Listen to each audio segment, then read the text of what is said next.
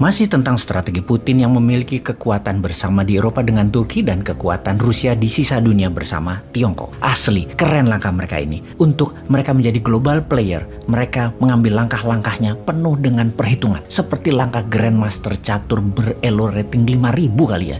Belum ada ya yang 5.000, 2.800-an. Nanti Indonesia elo rating yang 5.000. Langkahnya pasti lebih indah lagi. Namun tentunya kita mengawali dengan memahami dan membahas langkah para aliansi Rusia ini. Rusia, Turki, Tiongkok yang bermain cantik, yang menantang dolar, menantang sistem SWIFT, menantang oil and gas, menggunakan pangan membuat lapar dunia, menggunakan emas, dan banyak lagi ring pertarungan yang sedang mereka mainkan, yang semuanya menantang hegemoni Amerika dan sekutunya. Kita membicarakan macam-macam perang dulu, baru lanjut ke strategi Rusia-Turki. Diskusi kita kali ini meliputi, yaitu satu, dalam fakta pertahanan. Di awalnya memang militer pendekatannya, namun ujung-ujungnya ekonomi juga. Nomor 2, perang ideologi.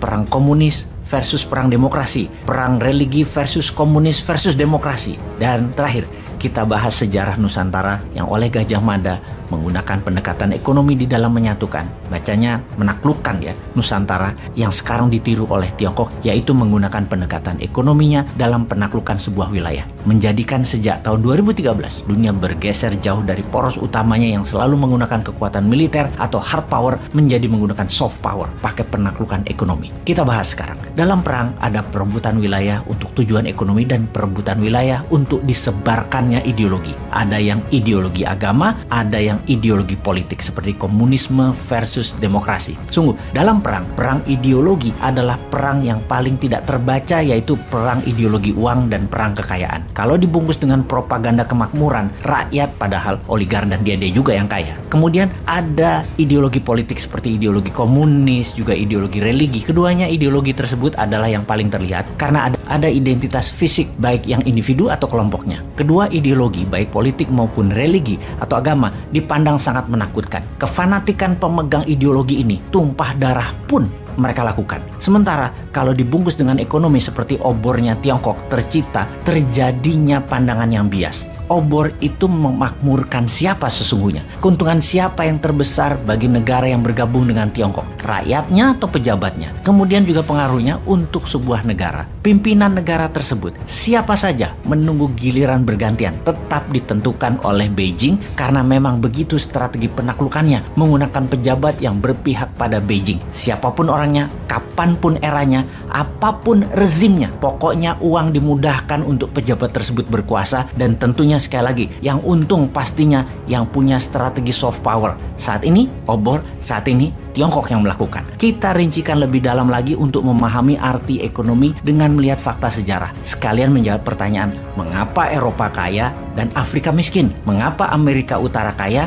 Mengapa Amerika Selatan miskin? Mengapa Tiongkok kaya dan Asia Selatan miskin? Negara-negara belahan utara Khatulistiwa adalah negara kaya yang mencaplok kekayaan negara-negara selatan Khatulistiwa. Kita mundur lagi, nge-rewind sebentar ke zaman kekuatan alat transportasi roda dan kuda, di mana masterpiece dunia tersebut waktu itu penghubung barat dan timur adalah Silk Road.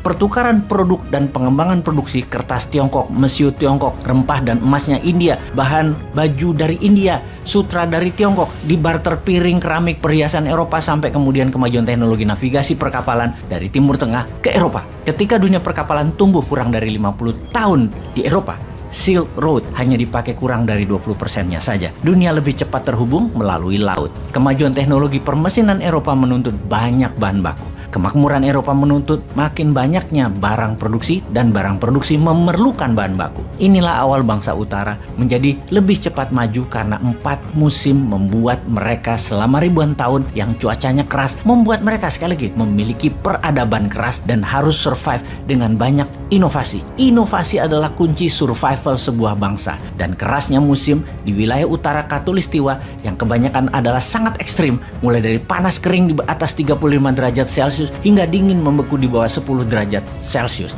membuat manusia utara selama ribuan tahun berinovasi lebih cepat dalam bidang teknologi ketimbang manusia selatan yang hanya kebanyakan 2 musim yang kemahirannya hanyalah kelolaan alam, agrikultur. Manusia selatan tidak terlalu siap berperang. berkelahi satu lawan satu atau perang antar kampung, antar suku mungkin ada atau jago, tapi perang ribuan orang bahkan ratusan ribu manusia berperang. Bangsa Eropa juga bangsa utara lainnya seperti Tiongkok atau Mongol sudah jauh lebih terbiasa. Kemajuan permesinan sejak abad pertengahan bertabrakan dengan banyak penguasa para raja atau landlord di banyak wilayah Eropa, membuat mereka yang kreatif, yang inovatif. Orang-orang Eropa sejak abad 17 hijrah mencari dunia baru yang kebetulan juga sejajar Eropa, bernama Amerika. Di kemudian hari bernama Amerika di kemudian hari. Dan kini hampir 250 tahun Amerika merdeka, Amerika tetap menjadi incaran para manusia free thinker karena kebebasan bernegara tersebut untuk bermigrasi tinggal di Amerika. Kembali ke budaya perang. Perang Dunia Pertama di Eropa, Perang Dunia Kedua di Eropa, Asia Timur Raya, semua wilayahnya adalah sisi utara Khatulistiwa. Kemudian ada Perang Dingin atau Cold War, di mana sisi komunis menciptakan Pakta Pertahanan, Pakta Warsawa melawan sisi barat, Pakta Pertahanan Atlantik Utara, NATO. Mengapa membentuk pertahanan? Karena membangun kekuatan militer sendiri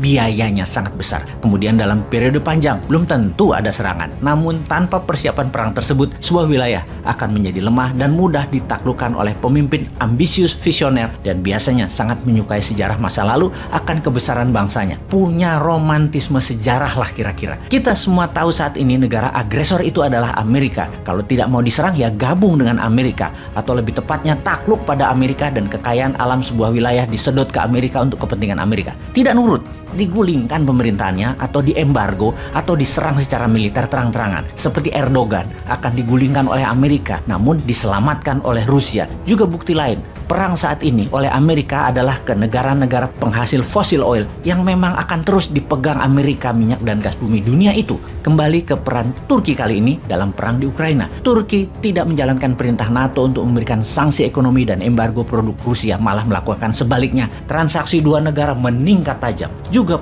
para oligar Rusia yang pastinya orang-orangnya Putin meletakkan uang mereka di Turki. Turki menjadi safe haven. Para konglomerat dan pedagang Rusia sekali lagi berlindung asetnya di Turki. Sebuah langkah bernegara yang berani dan pintar dari Turki. Bahkan sebelum perang Ukraina, Turki membeli banyak sekali misil S-400, misil pertahanan udara dari Rusia. Langkah Turki tersebut di dalam negara-negara NATO jadi bahan gunjingan karena menganggap Turki tidak lagi cocok berada di dalam NATO. Karena Turki merupakan mata-mata dan senjata rahasianya Rusia. Terbukti Turki menjadi senjata Rusia untuk menahan ekspansi NATO ke arah timur Eropa. Pastinya netralitas saat ini sulit dijalankan di Eropa. Yang ada adalah ikut NATO atau ikut Rusia. Mungkin setelah Swedia, Finlandia, kalau nggak salah tinggal Swiss dan Austria yang masih netral dan sangat mungkin dicaplok NATO. Bahkan Moldova pun sudah ambil ancang-ancang untuk ikut NATO. Pastinya juga peta Eropa harus ditarik ulang oleh kita. Redraw map of Europe. Kita harus ganti cara melihat Eropa bernegaranya. Sekarang yang jadi pertanyaan,